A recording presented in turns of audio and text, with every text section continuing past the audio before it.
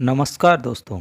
हमने इतिहास विषय की एमसीक्यू शुरू की थी, जिसमें हम दूसरे टॉपिक वैदिक संस्कृति के क्वेश्चनों को सॉल्व कर रहे थे। वैदिक संस्कृति की 2 क्लास हो चुकी है। अब हम आगे के क्वेश्चनों को सॉल्व करते हैं। आइए शुरू करते हैं। आज का पहला क्वेश्चन है, वैदिक युग में मान का अर्थ था वजन, धन, वृद्धि, प्रतिष्ठा। वैदिक युग में मान का अर्थ था वजन। नेक्स्ट क्वेश्चन है, वैदिक समाज में किसका अस्तित्व था? प्रकृति पूजा, वर्ण प्रथा, पैतृक परिवार, ये सभी। वैदिक समाज के अंदर जिसका अस्तित्व था वो सभी थे, पैतृक परिवार, वर्ण प्रथा, प्रकृति पूजा। नेक्स्ट क्वेश्चन है, प्राचीन सरस्वती नदी का किस स्थान पर विलुप्त होना माना जाता है? विंसन, बहावलपुर, अरब सागर, कालीबंगा। प्राचीन सरस्वती नदी का विलुप्त होना माना जाता है विंसन में। पंचविश ब्राह्मण तथा जैमिनीय उपनिषद ब्राह्मण में इस नदी के लुप्त होने के स्थान का नाम विंसन बताया गया है। नेक्स्ट क्वेश्चन है, 1400 ईसा पूर्व का एशिया माइनर का एक अभिलेख जिसमें वैदिक देवताओं का उल्लेख है किस स्थान पर पाया गया है? अंकोरा, हिती, बागोज गई, इस्तांबुल होगा यहाँ पे। एशिया माइनर से प्राप्त अभिलेख है वो पाया गया हमें बागोज कोई से। ये 1400 ईसा पूर्व का अभिलेख है और ये संधि अभिलेख है जिसमें ऋग्वेद काल के कुछ देवताओं के वर्णन हमें प्राप्त होते हैं। नेक्स्ट क्वेश्चन है, कौन सी महिलाएं विदुषी वैदिक मंत्रों की रचयिता मानी जाती है? विश्ववारा, घोषा, अपाला, ये सभी। वैदिक मंत्रों की रचयिता जो मानी जाती है वो ये सभी है, विश्ववारा, घोषा, अपाला। इसके अलावा भी कुछ और स्त्रियां थी जैसे लोपामुद्रा भी थी। नेक्स्ट क्वेश्चन है, प्रसिद्ध गायत्री मंत्र किस धर्म ग्रंथ में है? यजुर्वेद, ऋग्वेद, सामवेद, अथर्ववेद। गायत्री मंत्र का उल्लेख आता है ऋग्वेद के अंतर्गत। नेक्स्ट क्वेश्चन है, वैदिक काल में शासन का स्वरूप क्या था? कुलीन तंत्र, गणतंत्र, राजतंत्र, इनमें से कोई नहीं। वैदिक काल में शासन का जो स्वरूप था वो था राजतंत्र। राजतंत्र वैदिक काल में महत्वपूर्ण एवं प्रचलित लोकप्रिय शासन तंत्र था। नेक्स्ट क्वेश्चन है, वर्ण व्यवस्था की उत्पत्ति का संकेत सर्वप्रथम किस धर्म ग्रंथ में मिलता है? यजुर्वेद, अथर्ववेद, मनुस्मृति, ऋग्वेद। वर्ण व्यवस्था की उत्पत्ति का जो संकेत है वो सबसे पहले हमें ऋग्वेद में प्राप्त होता है। ऋग्वेद के 10वें मंडल में पुरुष सूक्त में हमें 4 वर्णों का या वर्ण व्यवस्था का उल्लेख प्राप्त होता है।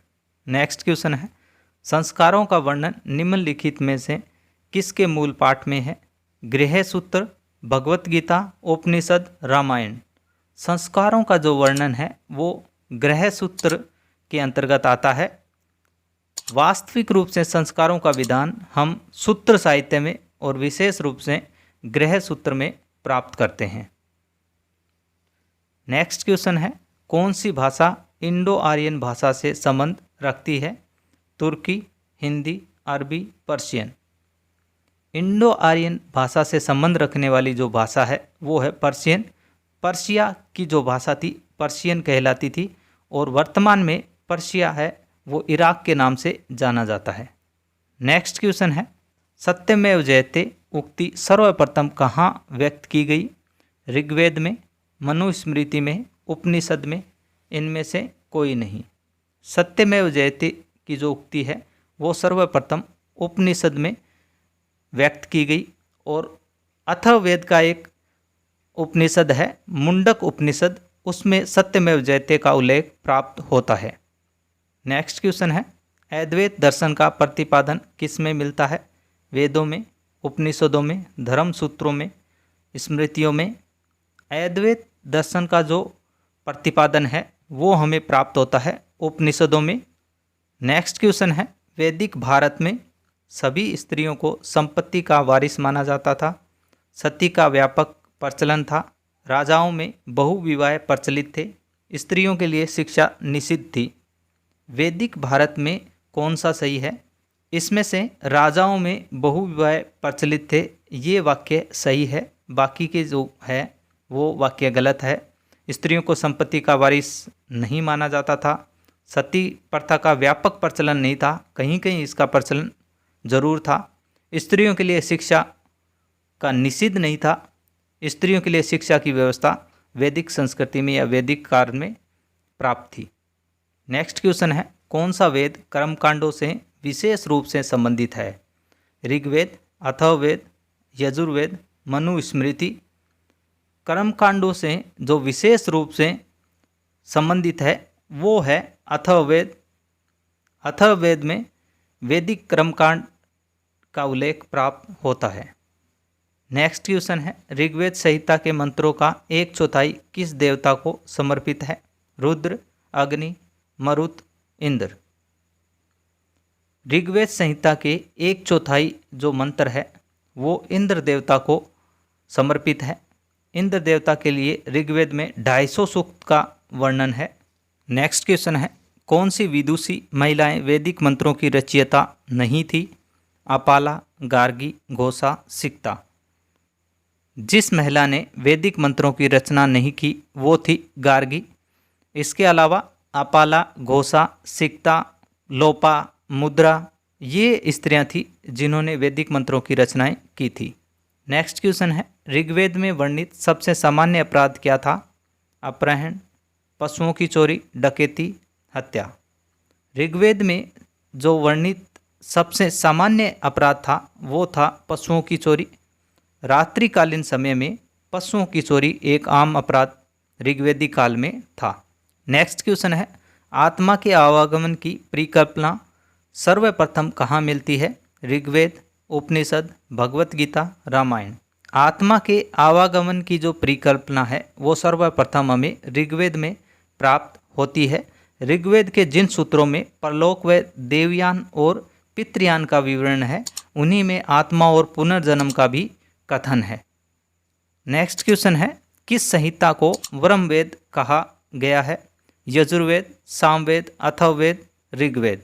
जिस संहिता को ब्रह्मवेद कहा गया है वो है अथर्ववेद। अथर्ववेद के अनेक नाम प्राप्त होते हैं, ब्रह्मवेद, आगिरोवेद, अथर्वागिर्सवेद एवं अथर्ववेद। नेक्स्ट क्वेश्चन है, वैदिक साहित्य में सभा और समिति के अलावा विदथ नामक संस्था का उल्लेख आता है। कहा गया है कि स्त्रियां भी सभा और विदथ में भाग लेती थी। किस वेद में विदथ का उल्लेख सर्वप्रथम आया है?